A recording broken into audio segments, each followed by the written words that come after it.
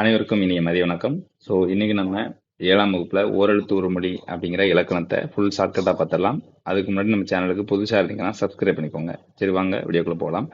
So ஓரெழுத்து ஒரு மொழி, பகுபதம், பகாபதம், இந்த மூணையுமே என்ன செய்ய போகிறோம்? இப்போ லைட்டாக ஒரு கிளாரிஃபிகேஷன் பார்க்க போகிறோம். ஆல்ரெடி நம்ம சேனலில் ஓரெழுத்து ஒரு மொழிகளுக்கு வீடியோ போட்டுக்கிட்டு இருக்கேன். ஸோ நெக்ஸ்ட் கண்டினியூ பண்ணுறேன், ஃபுல்லாக போட்டு முடிச்சிருவோம். ஸோ இப்போ இந்த இதில் ஓரெழுத்து ஒரு மொழினா என்ன?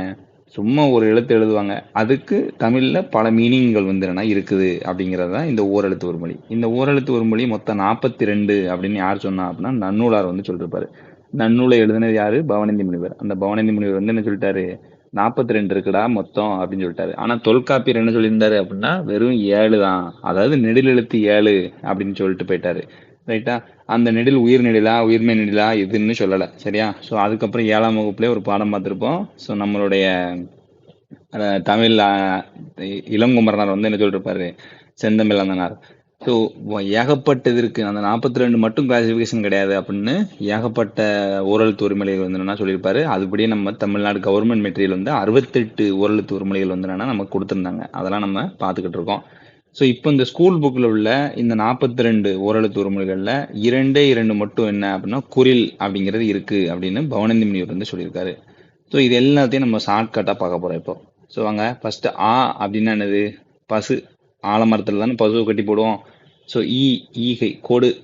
ஈகை திருவிழான்னா என்னது? கொடுக்கணும் அப்படிங்கிறது. ஊன்னா இறைச்சி. ஊன் அப்படின்னா தசை, இறைச்சி இந்த மாதிரி வரும் இல்லையா, அதான் ஊன். ஏ அப்படின்னா அம்பை ஏவு அப்படிங்கிறது. ஐனா என்னது? நம்ம தலையில தானே கை இருக்கு, கண்ணு. ஐனா கண்ணு, கண்ணு தலையில இருக்கு, தலைவன். ஓ அப்படின்னா ஓடை. அந்த ஓடையில மதகுநீர் தாங்கக்கூடிய பலகை வச்சிருப்பாங்க, பார்த்துருப்பீங்க எல்லாரும். அடுத்து காசோலை, அப்படியே படுத்திட வேண்டியதான். கூ அப்படின்னா பூமி. பூமி எப்பவுமே கூலா இருக்கும்பா. ஸோ பூமி கூலா இருக்கும், மக்கள் தான் நினைச்சவங்க ப்ரெஷர் அலைவாங்க. ஸோ இப்போ கூ அப்படின்னா பூமி. கை வந்து ஒழுக்கம், கை விட்டுலாம் வாங்கக்கூடாது. ரைட்டா? ஒழுக்கமா இருக்கணும். கோன்னா அரசன். அரசன் கோவப்பட்டாருன்னா நாட்டே அழிச்சிருவாரு. ஸோ சாவு, இறந்து போ. சி அப்படின்னா இகழ்ச்சி. இல்லை எவனும் சீன்னு நம்மளை சொல்லக்கூடாது அப்படின்னு நம்ம சொல்லுவோம்ல, அவ்வளோதான். அப்படின்னா சேலரி உயர்வு. சேனா சேலரி உயர்வு.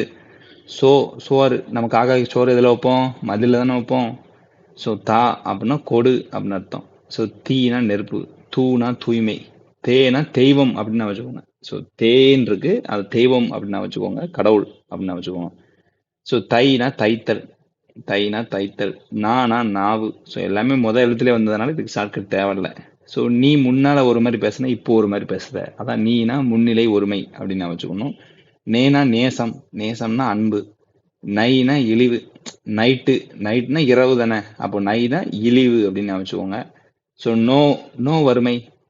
என்கிட்ட வறுமை இருக்கா? நோ வறுமைலாம் என்கிட்ட கிடையாது. ஸோ பா அப்படின்னா பாடல். வெண்பா களிப்பான் இருக்குல்ல, அந்த பா அப்படின்னா பாடல்.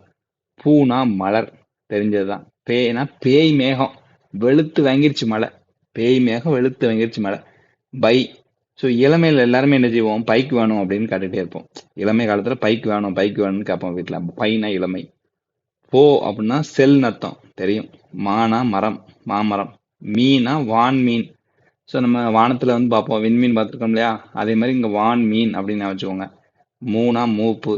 மே மாசம் நம்ம எல்லாருக்குமே லீவ் விட்டுருவாங்க, ஸ்கூல் லீவு. அதனால என்ன செய்வோம்? அன்பா இருப்போம். என் சொந்தக்காரங்க வீட்டுக்கு போனா அங்க போகணும், அன்பா இருப்போம். அதனால மெயினா அன்பு.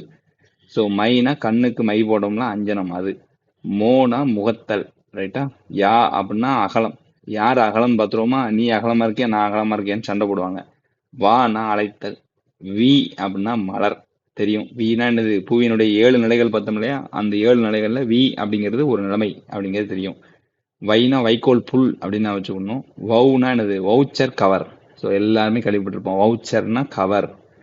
நோ அப்படின்னா நோய் அப்படின்னு அர்த்தம்.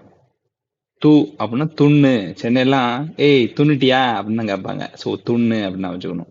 ஸோ இதான் ஓரெழுத்து ஒரு மொழி அப்படிங்கிறது மீனிங். ஸோ அடுத்து நம்ம பார்க்க இருக்கிறது பகுபதம்னா என்ன. ஸோ பகுபதம்னா என்னப்பா? ஒன்றும் இல்லை, ஒரு சொல்லை வந்து பிரிக்க முடிஞ்சுது அப்படின்னா அதுக்கு பேர் என்னது? பகுபதம் அப்படின்னு நம்ம சொல்லுவோம்.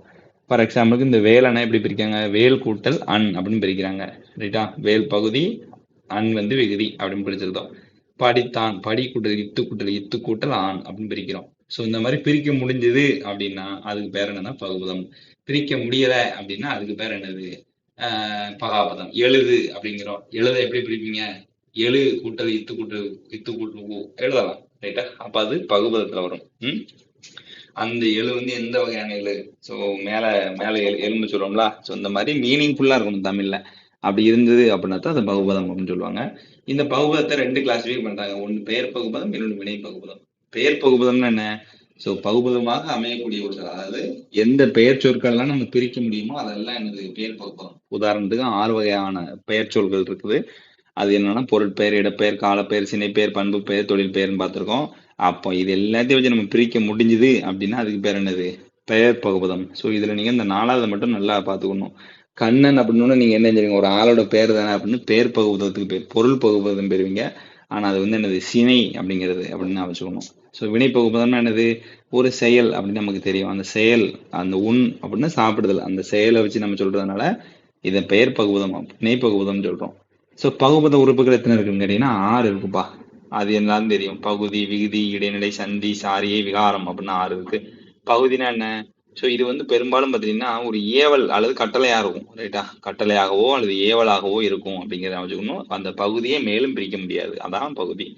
ஸோ பகுபதத்தினுடைய இறுதியில் அமைகிற விகுதினா என்னன்னா கடைசியில இருக்கும். அது திணை, பால், எண், இடம் இது எல்லாத்தையும் காமிக்கும். உயர்தனியா, அக்கிரணியா, ஆண்பாலா, பெண்பாலா, பலர்பாலா, ஒன்றன்பாலா, எண் அப்படின்னா என்னது?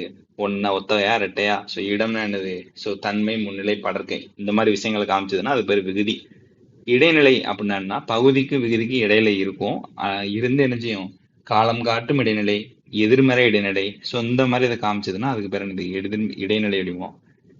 ஸோ நெக்ஸ்ட் என்னன்னு கேட்டீங்கன்னா சந்தி அப்படிங்கிறாங்க. ஸோ பெரும்பாலும் பகுதிக்கும் இடைநிலைக்கும் இடையே இருக்கும். ரைட்டா? இடைநிலை என்ன சொன்னேன்? பகுதிக்கும் விகுதிக்கு இடையில நின்று ஒன்று காலங்காட்டும் இடைநிலையா இருக்கலாம், அப்படி இல்லைன்னா என்னது? எதிர்மறை இடைநிலையா இருக்கலாம் அப்படின்னுமா.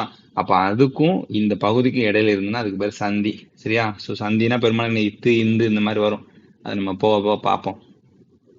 ஸோ இடைநிலைக்கும் மிகுதிக்கும் இடையில அசையா சொல் வந்து என்னன்னா, ஸோ பகுதிக்கும் இடைநிலைக்கும் இடையில இருந்த சந்தி, இடைநிலைக்கும் விகுதிக்கும் நடுவில் இருந்தால் அது சாரியை அப்படின்னு நான் வச்சுக்கணும். ரைட்டா? ஸோ நெக்ஸ்ட் பாருங்க, இந்த பகுதி, சந்தி, இடைநிலை இதுல ஏதாட்டும் சேஞ்சஸ் ஏற்பட்டது அப்படின்னா அதுக்கு பேர் விகாரம் அப்படின்னு சொல்லுவாங்க. ரைட்டா?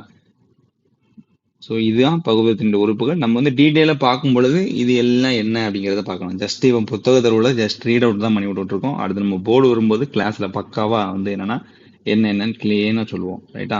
பகாபதம் அப்படிங்கும்பொழுது நான் சொல்லிட்டேன், பெயர் பிரிக்க முடியாததெல்லாம் பகாபதம்னு. அதில் 4 கிளாஸிஃபை பண்ணாங்க. ஸோ பெயர்ச்சொல், வினைச்சொல், இடைச்சொல், உரிச்சொல்னு பார்த்துருக்குமா? அந்த 4 அப்படியே போட்டிருக்காங்க. இதை மட்டும் லைட்டாக படிச்சுக்கோங்க. ரைட்டா? வேற ஒன்றும் இல்லை. இதில் வந்து இந்த இடை பகாபதம் இருக்கு இல்லையா, இதை மட்டும் நல்லா படிச்சுக்கணும். மனதில் கொள். ரைட்டா? இடையில இதை போல நீயும் ஆகணும், இதை மனதில் கொள் அப்படின்னு சொல்றாங்க. ரைட்டா? இடையில இதை போல நீயும் ஆகணும், மனதில் கொள். இதை மட்டும் வச்சுக்கணும். ரைட்டா? மற்ற எல்லாமே நம்ம ஈஸியா போட்டுருவோம். ஆனா இதுவும் கொஞ்சம் கஷ்டம். இந்த சால, உருதவன், அணிகடி, கூர், ஸோ இதெல்லாம் நமக்கு ஜெனரலாக தெரிஞ்சிருக்கணும். ரைட்டா? இது எல்லாமே என்னது? உரிப்பகாபதம் அப்படின்னு சொல்லியிருக்காங்க. ஸோ இதோட நம்ம இந்த வீடியோவை க்ளோஸ் பண்ணிடலாம். அதுக்கு அடுத்து நம்ம வீடியோவில் என்ன வரப்போகுது அப்படின்னு கேட்டிங்கன்னா இயல் 6 ஃபுல் ஷார்ட்கட்டாக வரப்போகுது. ஸோ தொடர்ந்து சேனலை வாட்ச் பண்ணிட்டே இருங்க. நன்றி, வணக்கம்.